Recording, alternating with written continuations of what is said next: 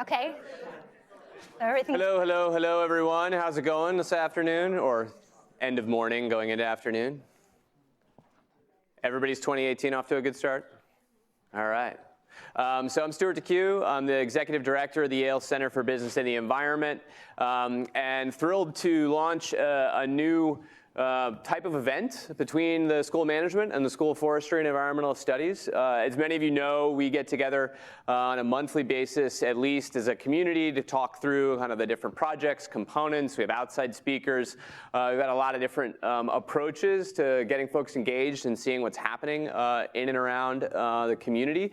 One component that we looked at this year and we said we really want to focus on is highlighting and demonstrating where all the amazing faculty, PhD, and other research is on campus. And so we're thrilled today to have the first of these CBEYond research spotlights, where we get to feature Tamar Makoff, who's a PhD candidate at the School of Forestry and Environmental Studies, and Jason Dana, who's a professor at the School of Management. And the thing that I think you'll discover over time is there are a lot of interesting connections and overlaps and relationships between research of different disciplines in and around Yale. And one of the things that we want to do is show where those are, show where the connections are, and where some of the potential differences is, and where you all can build off of that research or connect to it. It also addresses another need for us, which we've identified from talking to faculty members, from being in and around the community, is graduate students on campus. Like, how many people here are master's students at Yale? All right. How many of you would say you are very familiar with 2 to 3 faculty members' research here at Yale? Great. So that is one of the other things that we want to address, is the connection between people who are amazing teachers and professors here to the research that is driving a lot of their work, because there's lots of interesting stuff happening that when you are looking at a certain slice of the university and your experience, you're not seeing. And so we hope that this will also address that. So in that light, if you all have ideas or topics that you'd like to connect on, where you think there is a natural fit between faculty across Yale, let us know, and we'd love to feature those. So format for today is Tamar is going to kick us off. She's going to give a around 12-minute presentation on her research, kind of a quick summary. Then Jason's going to go. Then we're going to have a very kind of brief facilitated dialogue between the two of them that I'll help kick off, and then open it up to you all. So I kind of want to start getting their research out on the table. We'll hold questions until after that, and then allow everybody in the audience to jump in. Sound good? All right. And welcome to everybody online. Hello, alumni, friends, all others. Wish you were here, and we're glad we can make this available to you. All right. And with that, Tamar, please kick us off. Thanks. Welcome. Thank you. Woohoo!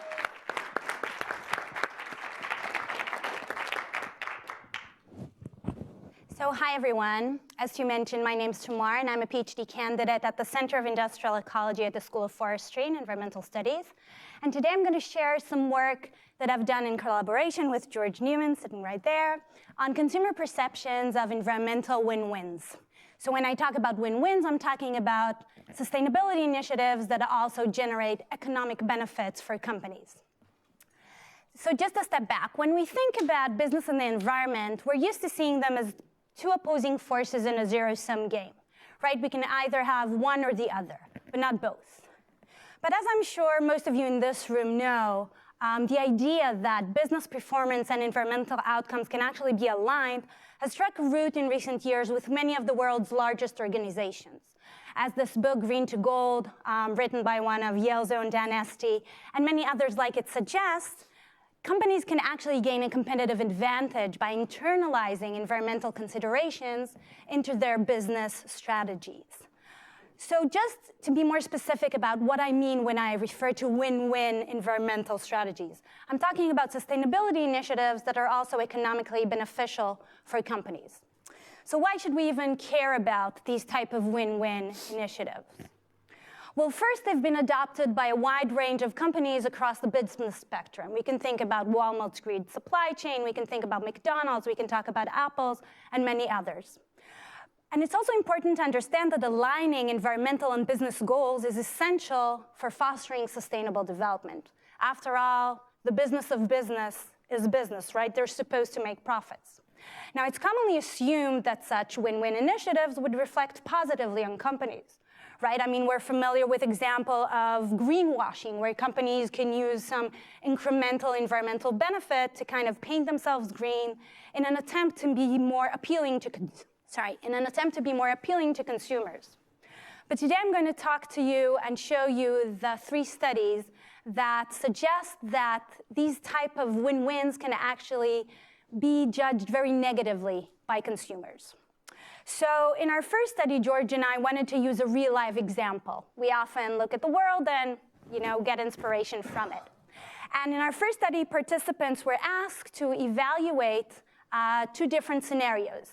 In one scenario, we gave them a short newspaper article out of the New York Times describing Patagonia's pro-environmental Don't Buy This Jacket campaign.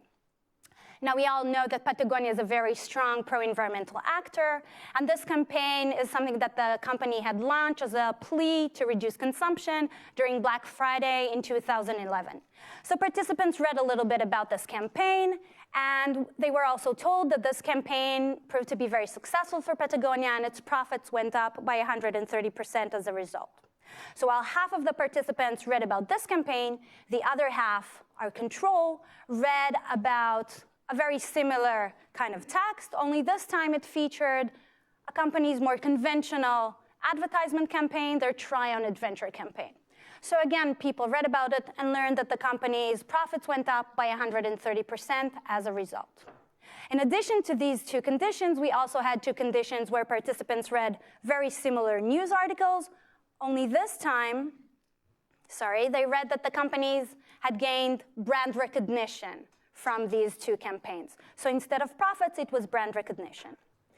And as our results show, people evaluate the company significantly more negatively when the Try on Adventure campaign resulted in profits than when their conventional ad campaign resulted in profits.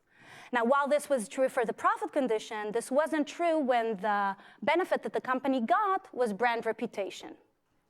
So basically, why should consumers show such a negative reaction, such a backlash to the notion of an environmental win-win, right? To the idea that a company is profiting from a pro-environmental message. After all, the incentives are aligned, right? The company is profiting, there is a sustainability message out there, and we all want that type of thing to happen. Well, if we look into psychology, we know that people make a very clear distinction between social constructs. And under each of these social constructs, people abide to different norms and different rules. So for example, under a communal sharing social construct, people are expected to basically give what they can to the common pool and take what they need. And no one's really keeping track of what each individual is taking or giving in return.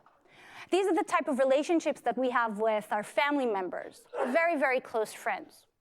Now, in a market exchange social construct, in contrast, a lot of effort is actually placed on making sure that exchanges are equitable and that people get equitable outcome for what they're paying for. Now, one thing that comes out of these 2 very divergent social constructs is that the introduction of money into a relationship that's thought of as communal can be seen as tainting or tabooed. I'll give you an example. So a week ago, my husband and I went into Manhattan to spend the night with friends. And at about 5 p.m. on a Saturday night, we get a text from our dog walker, "Sorry, I won't be able to make it tonight. You have to find another solution." We're like, okay, what are we gonna do? Obviously, we're not gonna drive back from the city into Woodbridge to walk the dog. Long story short, I end up calling one of my office mates, asking him, could you do me this huge favor? Go walk my dog in the freezing cold. And I was preparing this presentation that weekend, so I thought, this is a really neat idea. I can do an experiment with an N of 1 and see how we react if I ask him, if I try to pay him for walking my dog. So indeed, Monday morning, I come into the office. I ask him, so how was it? Was it okay? And I encourage him to talk about it. He tells me, oh, you don't know, it was like 30 minutes drive over to your house and 30 minutes back. And then I had the pleasure of walking your dog in like 0 Fahrenheit. I'm like, great, thank you so much. Here's $10. I hope it's okay. This is what we usually pay our dog walker. Now, needless to say that the shock on his face was priceless. I should have had someone taking a photo. But this is a really good example for how by me trying to pay him, I was basically violating the very foundations of the communal relationship that we have, right? I was offering him money for a favor. This was something that he really didn't expect, and it really meant that I was suggesting that he wasn't there for intrinsic reasons, right? That he had ulterior motives. So this is what we think is actually happening in the Patagonia example, where the introduction of profit taints the value of this pro-social campaign, while a reputational benefit isn't seen as tainting in the same way, because it doesn't violate the same communal norms. So in our next study, in study 2, we sought to test this hypothesis that the negative backlash to this environmental win-win results from this blurring between the lines and the introduction of money into a communal relationship. So to this end, we first primed participants into the kind of social construct mindset that we wanted them to be in by asking them to complete a very short writing exercise. So participants that we wanted to prime into a communal mindset were asked to write about a time in their life where they experienced a sense of community, where people pulled resources together without anyone keeping track of how much each individual gave or received. In the market context, participants were asked to write about the time in their life where they participated in an efficient market exchange, where people exchanged resources such as money, contributing and receiving in proportion to what they sold or bought. Now, once they had completed this short writing exercise, participants were asked to evaluate one of 2 scenarios. In the first scenario, we told them that their trash collector was thinking of implementing a pay-as-you-throw charging mechanism, right? They were charging by the pounds for waste collection in order to help the environment. In a second condition, we told the other half of participants that their trash collector was thinking of implementing a pay-as-you-throw pricing mechanism to help the environment and increase its profits. So a very subtle difference between the text in these 2 cases. So just a wrap up of what the design was, we had participants first complete one of 2 priming exercises, either communal or market, then read one of 2 descriptions of the initiative. It was either a control, which was the environmental only initiative, versus the win-win. And then we asked them, please tell us how moral the company is. And in line with our hypothesis, while participants saw no difference in how moral the company was when they were primed with the market priming first, when they were in the market exchange mindset, they evaluated the company significantly less positively when they were in a communally oriented mindset, right? And we can see that this negative reaction is really specific to the combination of a communal mindset and profits. So far we've seen that these type of win-wins are evaluated negatively when they yield profits, but we don't see the same type of negative reaction when it's a reputational benefit. And we also saw from study 2 that priming participants specifically to be in a market versus communal mindset can attenuate this effect. Now, this led us to believe that just reading about an environmental initiative naturally cues a communal mindset in people, right? That people think of being pro-environmental as something that's very much alike to being pro-social. Now, this suggests that the order of information in which people are exposed to, so the order, sorry, my slide cut, so I'm off balance here. This suggests that the order in which we're exposed to information can basically cue us into a particular mindset, and that reading about environmental information first would make us think about communal relationships, while reading about market information first might lead to different evaluations because we'll be in a market-oriented mindset. So in study 3, we did something even more advanced, and we gave participants to read the exact same information, again, about our very green, pro-environmental Patagonia. So participants read 2 pages. On one page, it said that Patagonia is very profitable, the company has very high prices, an exclusive image, and it's known as Patagucci or Patagonia. And on a different page, participants read that Patagonia was also a big contributor to the environment and that it donates millions of dollars to environmental cause, so on and so forth. It's basically a Miss Goody Two-Shoes of environmental behavior. Now, in both conditions, participants read the exact same information. The only difference was that in one case, participants read the economic information first, and then on the second page, they read how pro-environmental Patagonia was, while in the other condition, participants first read that Patagonia was really pro-environmental, and only then how profitable it was. And indeed, we found that this subtle difference in the order in which the information was presented resulted in very different evaluations of the company. In a nutshell, people thought of the company far more negatively when they read the environmental information first than when they read the market information first. So in conclusion, even if the benefits in the real world are exactly the same, people can have very different perceptions of companies. Now, this is not limited to greenwashing only, right? What I shared with you today was examples of real environmental strategies that could have yielded real environmental benefits. And it's very important to understand that uninformed messaging of win-win might actually do more harm than good, and that environmental win-wins are judged under a communally oriented norms where profits elicit this negative backlash. Thank you. Oops. So hold your questions, write them down if you have them, right? We're going to hear from Jason, and then we'll come together and have a chat about both. Thanks, Tamar. Sure. I think you need to jump a few slides, otherwise people see my junk slides. Yeah. All right. All my spares. There you go. That's me. Thanks. So to get you thinking about this research, imagine that you were the CEO of, let's say, a casual dining chain that was considering expanding your operations into a new area, a new market, and one of your executives approaches you with the business plan for this expansion. And this business plan involves, relative to how you've been doing things, lowering your service quality, having fewer safety standards, worse environmental standards, deceptive marketing practices. Okay, that's the plan that's been put before you. Do you, as the CEO, expect that this plan will lead to increased and sustained profitability? I see a few heads like this.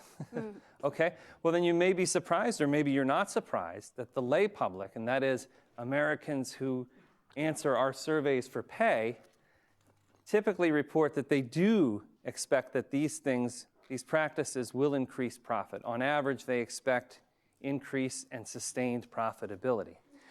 We refer to that as anti-profit beliefs, a nexus of beliefs that holds that profitable actions must be coming at someone else's expense. So the win-win that Tamar talked about, more generally, people don't believe in the win-win in the marketplace.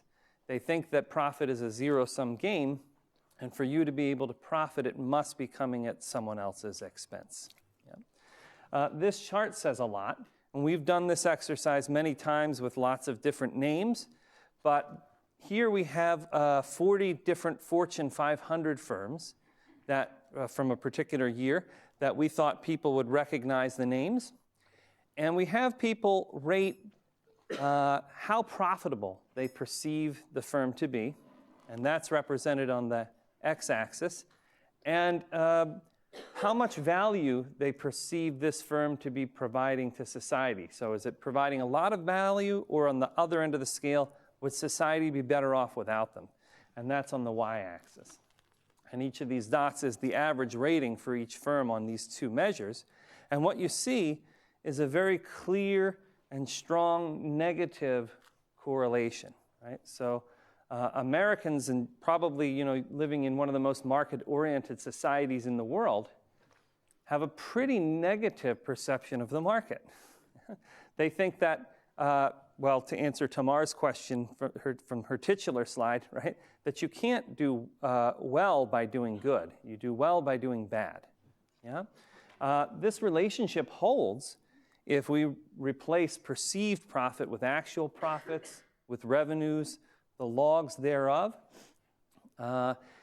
It is not a political thing, so you can break our sample into self-reported liberals, conservatives. It might change the slope a little bit, but it doesn't get rid of the overall qualitative conclusion that people have anti-profit beliefs. The one relationship that would look different here, we could replace perceived social value with KLD ratings. And this is an independently run multi-dimensional rating of a firm's social responsibility on several dimensions. Yeah. And KLD ratings in this sample of firms actually relate positive to profitability. Right? So American consumers, at least as far as that goes, have the direction absolutely opposite of what a social responsibility rating holds. So where does this come from? Like why would people hold anti-profit beliefs? I think the psychology behind that is really rich. In our studies, we focused on one particular mechanism, which is more cognitive. Right? So look, there are, in any market that's not perfectly functioning, good and bad reasons for profits. And bad profits come from either in some way interfering with the function of free exchange or by putting costs on other people in the course of my production, right, and negative externalities. And these types of profits that are made in what I'm calling the bad way, simply entail taking a bigger slice of the pie for oneself. So they're the zero-sum game aspect of the profits. Yeah. Good reasons for profit, though, if there's just a little bit of competition in a market, right, sometimes profiting will have to entail coming up with a better product, right? Coming up with a new product that people want. Figuring out how to deliver that product to the place where people want it the most. Figuring out how to produce it more efficiently and cheaply than your competitors, right? This would be the good reasons for profit, and this entails growing the pie, right? When you come up with new and better products and produce them more efficiently, which ultimately will be more environmentally friendly, you're growing the pie. Yep. Well, if you think about it, any one-shot exchange that someone engages in, anytime a consumer buys something, that exchange literally is just zero-sum, right? More profit to the producer means less surplus to the consumer. That is true, right? And so unless you perversely side with the big guy, the more profitable the firm, the worse the situation. If a firm is too profitable, that's a bad thing. Right? All of the pie enlarging aspects of a transaction, right? How did this particular product come to be offered to me at this time, in this place, at this price, right?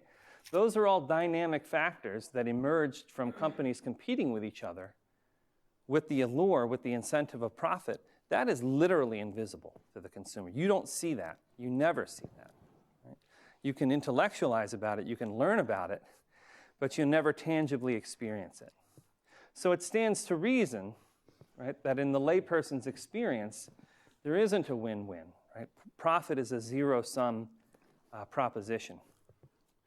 We've tried lots of things to attenuate anti-profit beliefs.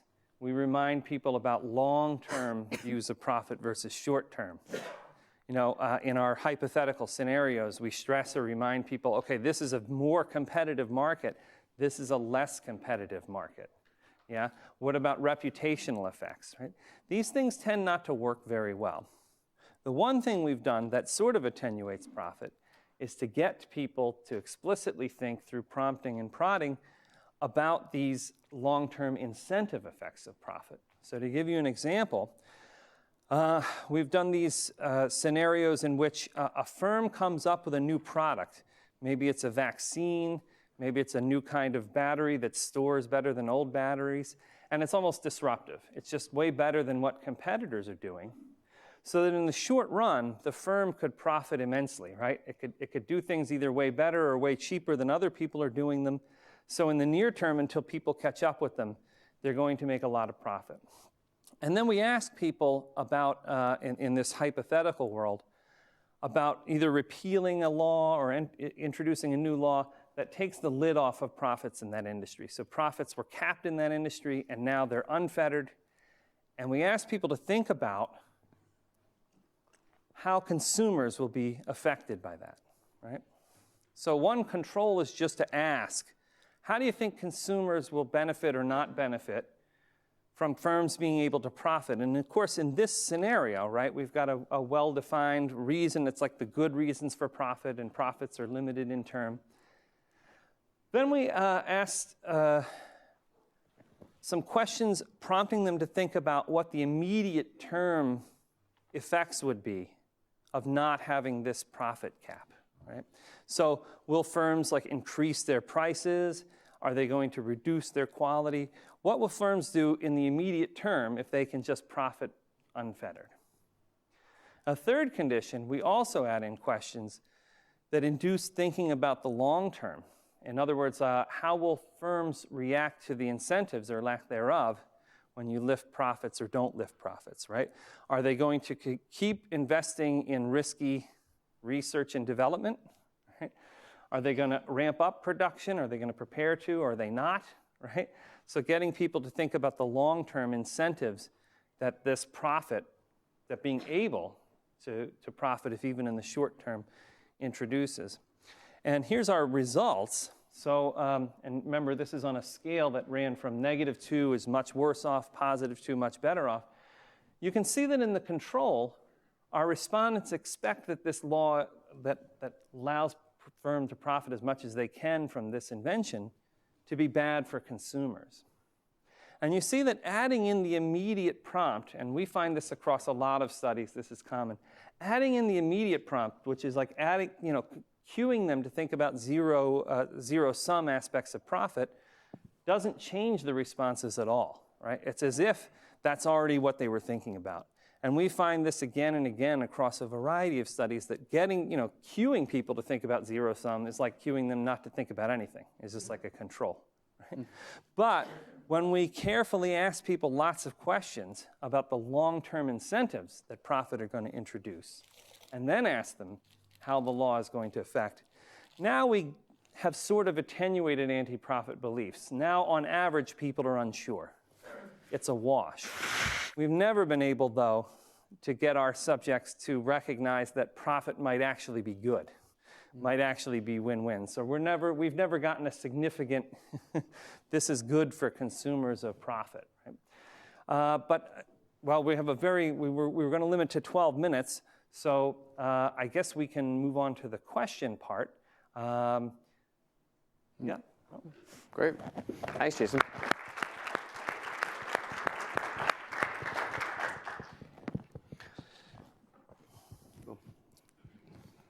Great. So just starting out, you two have heard each other present before. You're familiar with each other's work. When you hear this, the studies again, and you're prompted to think about it. What are the connections and implications between the studies that you all put together, the types of research that you're doing, and if you could, where would it connect, or what are the types of things that if you all could gin up a study today, how would you do something together that bridges what you've both done? So you're starting us off with a softball? Yeah, softball, exactly. Any of you?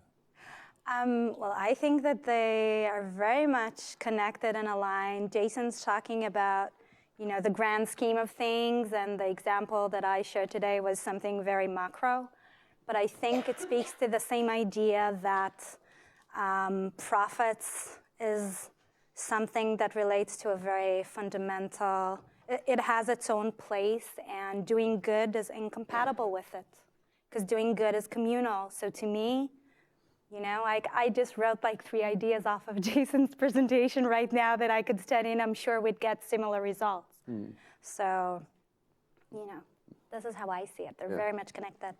Yeah, it's funny, we were talking beforehand, and Tamar thought that her presentation was much more specific because on the surface it's just about green stuff, and that mine was more broad.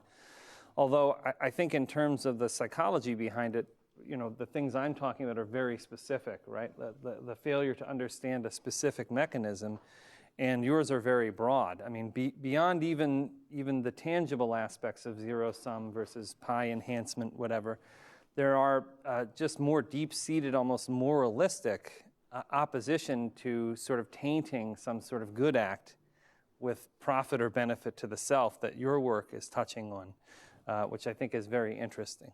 And well. Yeah. So what are the 3 ideas? No, I mean, just not going to share, it's a secret. But just in a nutshell, to me, at the School of Forestry, we and I've been TAing corporate environmental management and strategy that Marianne teaches, and we always talk about the win-wins and how good they are, and it's a real win-win, and this is the path to sustainable development. So every time I present this, afterwards, I'm like, shucks. Well, if even we can't acknowledge that these are really good things and judge them by their actual value to society and not through this distorted lens of, oh, but they should be better, they could be better. I don't know, I just get a bit disheartened. Is that how you would say? I think that's an English word. Yeah. So yeah. You both mentioned in your presentations ways to attenuate this effect.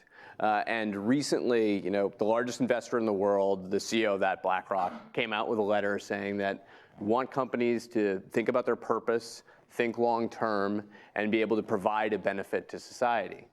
Can you talk about, from your research, or what would it suggest, will this letter have an impact, or what are the ways that this changes at a macro level? Like, how does this public perception actually shift in a way where you can see a win-win? I wouldn't mind jumping on this one first because I've been getting emailed that one like crazy. Yeah. A lot of people thought of me when they saw it.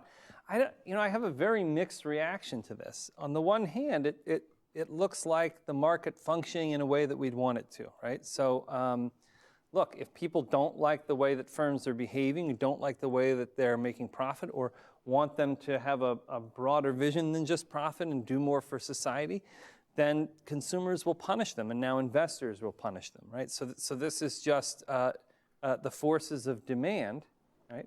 Changing how firms operate, right? And self-correcting, so to speak. On the other hand, I think that this push to get firms to do more than merely profit reflects the sort of anti-profit beliefs that I was just presenting about. Firms aren't merely profiting. When firms are profiting, they're doing a lot for the world. They're providing something of value. And cementing in people's minds that they need to have more responsibility to the world than merely profit is sort of cementing this old bias in people's heads that profit itself is wicked, and that it's taken, and that firms owe or should give back in return for it. And I see firms as being in a kind of social dilemma with respect to this. I think individually it's smart and rational to say we give back, right? We go above and beyond merely profiting, right? Because the reputational effects are generally good. But if all firms do this, I think that you're eroding away at the forces that allow you to do good in a sustainable way. That is the way we do it, at least here, which is through a market-based economy. Right? I don't know, to me maybe it's just a signal that the norms are changing and for the better, and that's a very good thing. On the other hand, maybe we shouldn't have those expectations that consumers are going to applaud each and every sustainable initiative that a company takes on. They might have different expectations, so on and so forth, but it's still, it's still a very positive move in the right direction, in my opinion. And, I'm biased, of course, about this, coming from the School of Forestry, but I see it as imperative for companies. Great. Before I open up to the audience, one last question on, when you talk about the attenuation issues, how would you recommend that students that are, currently here going to a job next year operationalize your research? What would, when they're working in roles, whether they're in firms or they're selling products or doing different things, like What are the implications of this for people going out and working? How do you take this and apply it to your work? Well, I guess for me, if you're going on a sustainability internship and your job is to deal with corporate social responsibility, just be mindful that there are ways in which this can backlash. There are ways in which you can build this into a positive message that creates value for the company, but you need to be aware of how you're crafting it. And our studies showed that it's actually pretty malleable and that you can, if you're informed, you can create a positive message around your corporate social responsibility initiatives or sustainability initiatives in general. But you have to be aware of what you're doing. Yeah, management takeaways are tough because this is a very tough, the bias I'm studying is very tough to disabuse people of. I agree that backlash effects is probably a big one. And you know, there's research in behavioral marketing showing that I don't know, firms take on sort of personalities in the consumer's mind, so that nonprofits are viewed as very warm, but profitable, successful firms are viewed as competent. Right? But I guess the double-edged sword behind being too successful, too competent, is that you're seen as having taken too much and needing to give a lot back. At the risk of sounding immodest, I think like a lot of what we've talked about, though, could be personally relevant for people who are making their decisions where to work. I see a lot of talented people who are concerned, that have the concerns that Tamara was just voicing, let's say, but who feel that the best way to pursue them then is to work in nonprofit or something like this. So, we talked over lunch a few weeks ago about this old, can you do more good within the system, right? Which sounds like a rationalization for selling out. But there's a certain truth to it, that if you worked for McDonald's and you got them to change the dye on the wrapper just a little bit, right, you probably make a bigger impact on the world than you can doing almost anything else, right? And what kind of conflicts does this pose for people, right? Trying to do good within the system while doing well. I don't know, but this is cool. Annie? Hi, second year at the School of Forestry in Miami, and my question is about dissemination of your research. So obviously a lot of relevance for business and other consultants for business. So could you talk a little bit about how what you're doing here makes its way into the market and advises people, or how does that pop up in the real world, and how do we make that happen? Jason? Yeah, it usually doesn't. If I were to write a popular article, let's say for the New York Times, probably more people will read that than all of my academic papers combined ever. And I don't know. I see myself. This is going to sound terrible. I see myself as a basic researcher. I'm not an engineer. I don't know. I'm not in the business of applying it, except when I'm in the classroom. This is a different. But how does it get disseminated? A lot of these things get picked up by, we have a spotlight little piece in HBR where we talk about whether American consumers can recognize win-win possibilities. So this is one way that, there are these kind of management magazines that disseminate information. Sometimes we work it into our classroom teaching. Yeah, so I'm like on the job market and thinking whether I should be in a school of environment or in a management school. And I keep thinking I would just have, if I could get some of my green goggles way of looking at the world into some of the MBAs that are later going to run the world, that's probably going to be my biggest impact on the world. So for this particular study, it's very hard to get the message out there. I think that other work that I do that's more applied in industrial ecology and so on, their companies might see the connection more easily. I think that's easier work to communicate and disseminate into industry. Marion? I'm going to stand up so I can see. I learned long ago that companies can do more than one thing at once, take more than one position at a time. So, especially in the environment, someone really might do something very green, but they might not pay their workers very much. Walmart comes to mind. And it was such a concept for all the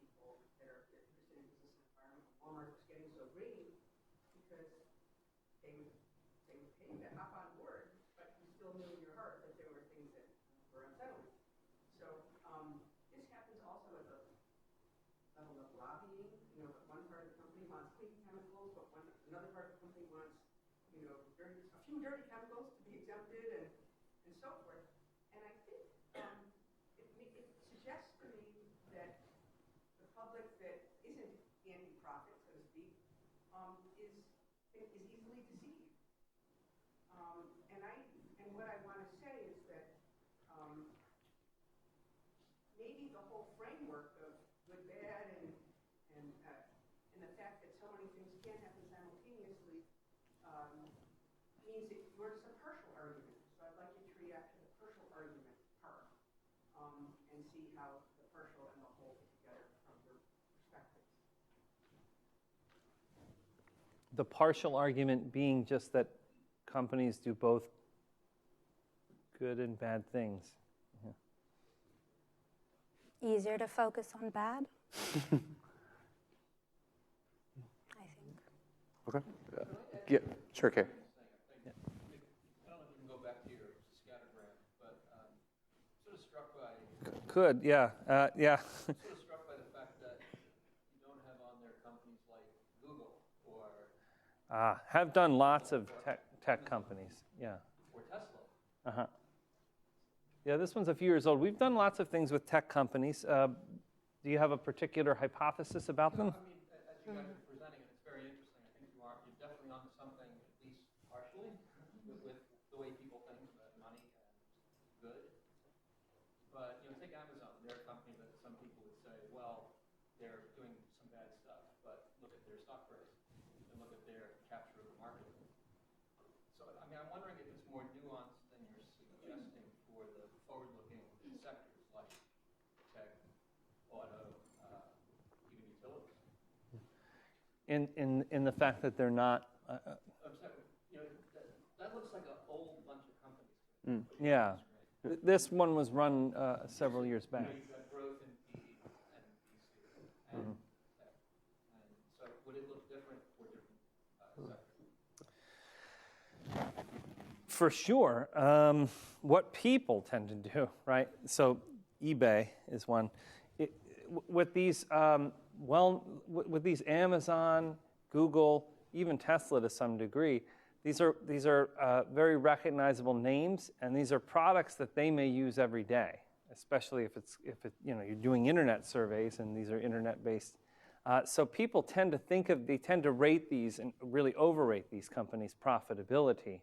But I tend to find that they fall above the regression line. So you would see them out here a little bit. So these companies have a better reputation than their perceived profitability would usually imply. And I think it's just, I think when you look at a lot of firms that you find above the regression line, so to speak, these are things that lay people use day in and day out.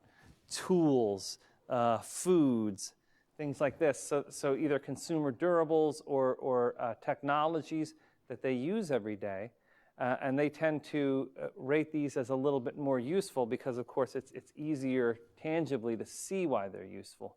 Whereas investment firms, I think a lot of lay people can't even imagine what it is that they're doing. They tell me they're just moving money around. So it's hard for them to see what value these types of firms create. It's less tangible. Tamar, do you have any thoughts on this as well? Because there's no firm that I think in popular mind would be more affiliated with environmental attributes or than Patagonia, and a lot of your research focuses on that company in particular. So what is that? Yeah, that's the reason we chose Patagonia, because it's such a, it really walks the talk, right? You can't find a better example for a company whose motivations are actually really green and they're privately held, so they don't need to be accountable and so on. But we still find that even with Patagonia, it's as if people expect Patagonia to just be pro-environmental and they like the company, but then profitability comes in there and they don't like it. So to me, it's all partial and it's all very specific, and it was very specific scenarios that people read about and evaluated. But still, if we can find this with, the poster child of being a good environmental actor, Patagonia, we'll probably find it in anything Tesla or Google or any other company that people think very highly of. I think to me, it's just the fundamental discrepancy between profitability and doing good. This is the way we think. Shannon, then over to you. Go.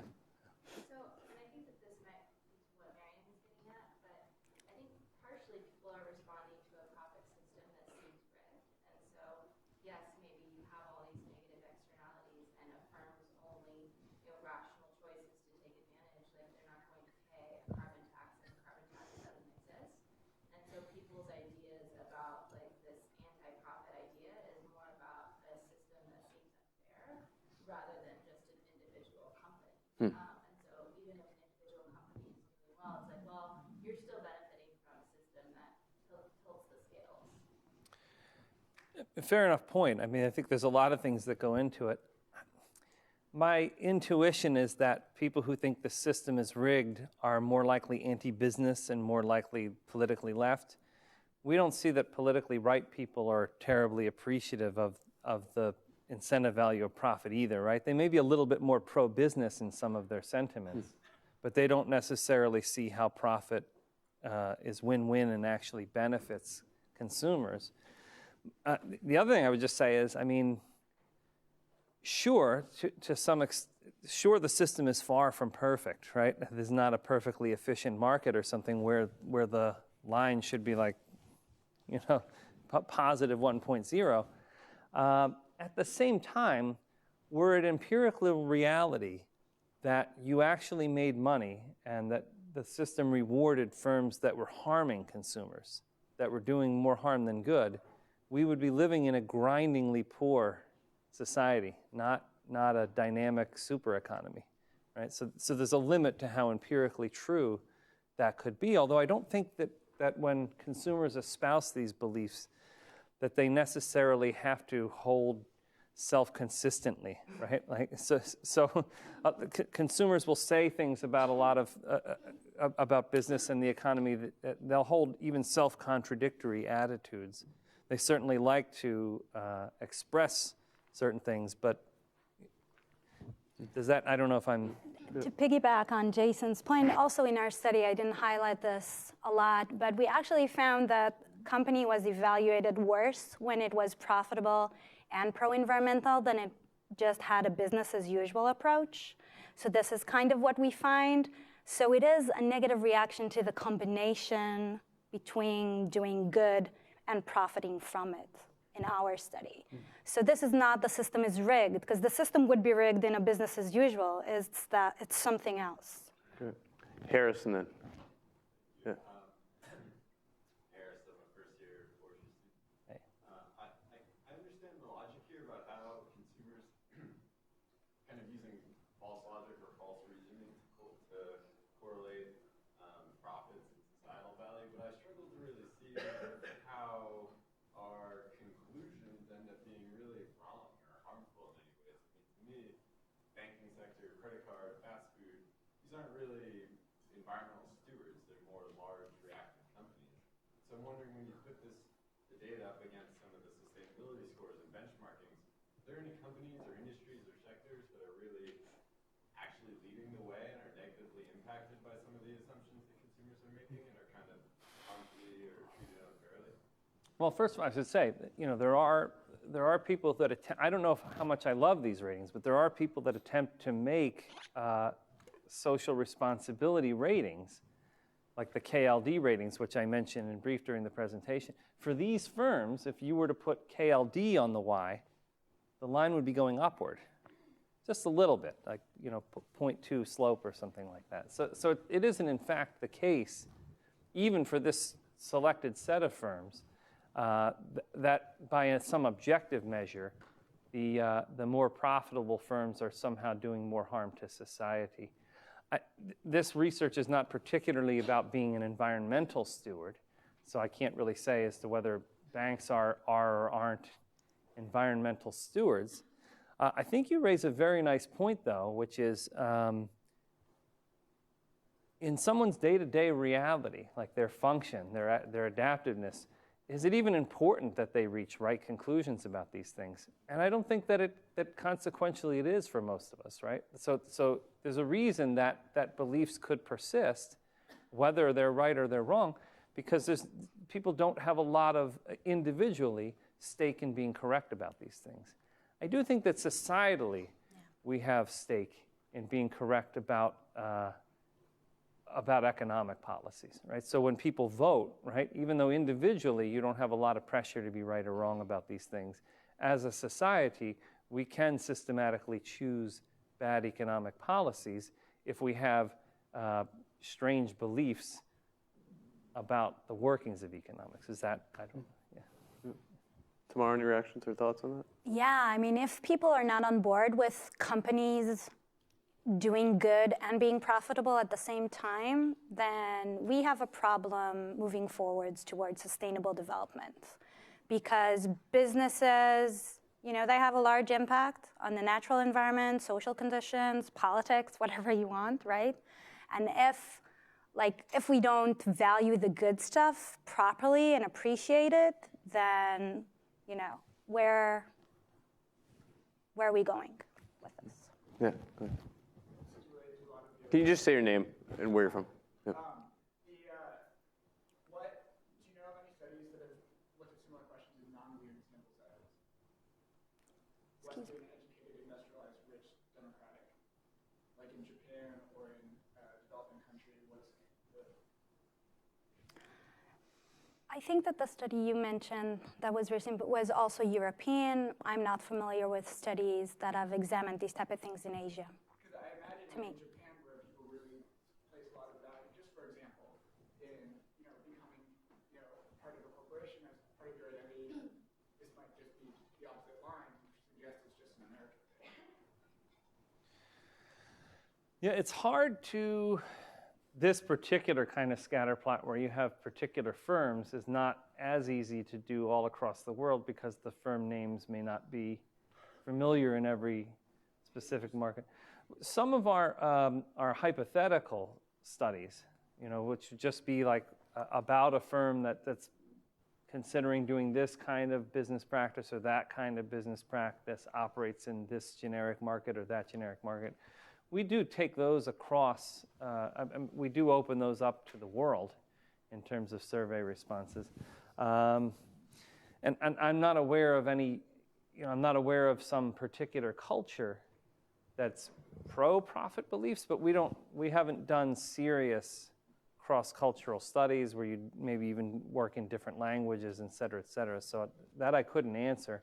I was kind of impressed because I would have thought of the US as being a fairly pro-market society, at least market-friendly, but it's a great point, and I can't really... Yeah, I think we have time for one more question. Hi, I'm Marissa, I'm an undergrad. Thanks for sharing. My question is actually directed to Tamar. Sure. I was wondering if your communal sharing and market exchange dynamics is simplification of the public currently, because there's an increasingly discerning subset of the population that is very wary of greenwashing. I was wondering how your advertising could be effective for companies who are generally doing good CSR. So in these particular examples, we were only using genuine sustainability initiatives. So we try to really stay away from greenwashing. And to your question, your concern is that people might have thought that the companies were greenwashing and that that's the negative thing. So I can tell you that specifically we tested for that. For example, in the pro-environmental campaign versus the conventional one, we ran a pre-test and we asked people, how beneficial to the environment do you think this campaign is on a scale of 1 to 9? And we saw that the don't buy this jacket, people viewed it as much more environmentally beneficial. We asked them just that. And they said that it's kind of a general call for reducing consumption and repair and so on and so forth. So while people in general might view these things as greenwashing and inauthentic and even manipulative, in the case of our particular study and the particular stimuli that we used, we tested that that's not the case. I can't speak to like a general thing of whether or not people see it like that. Cool, great. Just any final thoughts from either of you before we close for the day? Reactions, comments for the crowd? So I've been giving this talk recently. I gave it in Israel. And I was surprised to find very similar reactions. Or maybe I wasn't surprised, but I got very similar reactions that people have a hard time believing that, you know, a win-win would be seen negatively, because I think it contradicts things that we want to believe, especially people who are in the environmental kind of domain or might be a little bit activists in their hearts. So, yeah, I think it's important. And I wonder if it was a mistake of me to lean as heavily on this particular graph, which is about particular companies and and a particular reality, because then I think a lot of the questions were about, well, are the consumers wrong? And I'm not really interested in debating too much about how positively or negatively these things are related, let's say in the U.S., or about which political approach is best. What I think concerns me more is in our hypothetical scenarios, right? So just that people don't like to express that they even believe it is possible to have a win-win. And that's more the point, right? The people don't see the possibility of these things is more concerning, or don't like to say that they see the possibility. Yeah. Great. Well, can everyone join me in thanking Jason and Tamar for taking time to present today? And as I mentioned, we're looking to do one of these a month, featuring 2 faculty or researchers from the School of Management and the School of Forestry. So look out for one at the end of February, and then end of March, end of April. How are you? Good to see you. Thanks. Can I take this? Good, how are you? Thanks. No, it was like falling down on my sweater. It's not that bad, but.